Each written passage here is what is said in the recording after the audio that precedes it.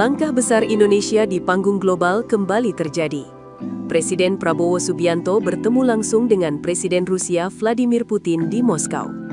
Bukan sekedar kunjungan biasa, pertemuan ini membawa misi besar, memperkuat kemandirian energi dan posisi Indonesia di tengah ketegangan geopolitik dunia.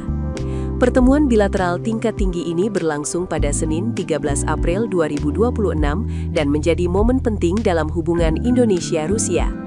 Apalagi hubungan ekonomi kedua negara sedang menunjukkan tren positif, dengan volume perdagangan yang tumbuh hingga 12,5% dalam setahun terakhir. Presiden Vladimir Putin menegaskan bahwa kerjasama kedua negara kini tidak lagi sekedar wacana, tapi sudah masuk ke tahap konkret.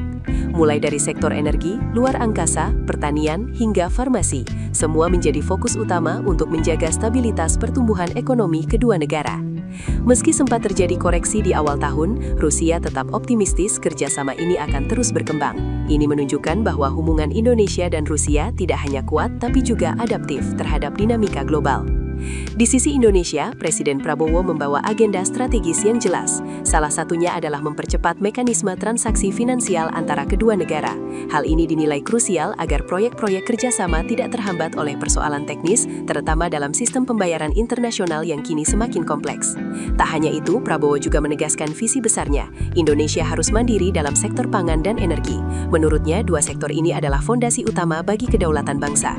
Dalam pernyataannya, Prabowo menegaskan bahwa Indonesia harus mampu berdiri di atas kaki sendiri. Artinya, ketergantungan terhadap pihak luar harus dikurangi, terutama dalam hal kebutuhan dasar seperti energi. Pertemuan ini juga punya dimensi geopolitik yang kuat. Prabowo secara terbuka menyampaikan terima kasih atas dukungan Rusia terhadap proses bergabungnya Indonesia ke dalam BRICS. Langkah ini dinilai sebagai strategi penting untuk memperkuat posisi Indonesia dalam peta ekonomi global yang semakin kompetitif.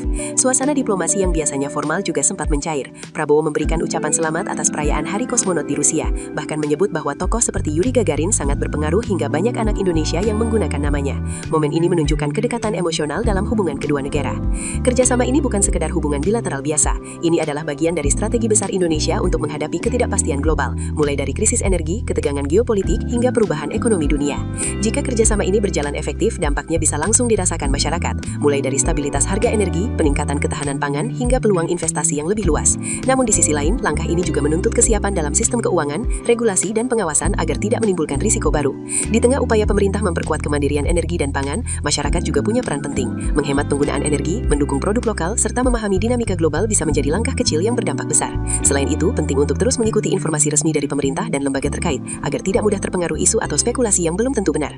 Kemandirian bangsa bukan hanya tugas pemerintah, tapi juga tanggung jawab bersama. Dengan kolaborasi yang kuat, Indonesia punya peluang besar untuk benar-benar berdiri di atas kaki sendiri di tengah dunia yang terus berubah.